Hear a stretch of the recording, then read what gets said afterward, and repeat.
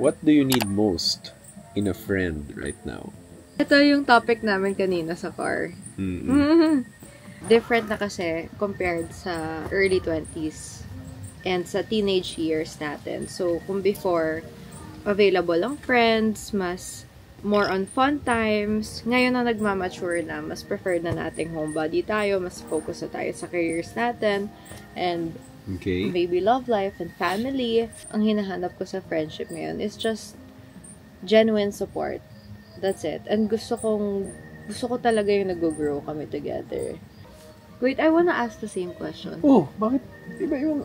gusto mo same question na low maintenance friendship ang kailangan ko ngayon.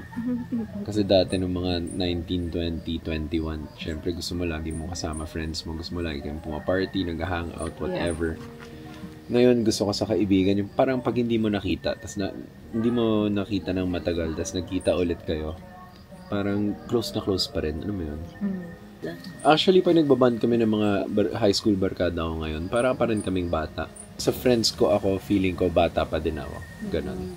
Tapos pagkasama kita, bilang instant maturity. Ganyan. So what are you saying? No, I'm saying na... I'm old? Tignan nyo, guys. Joke lang. Tignan nyo.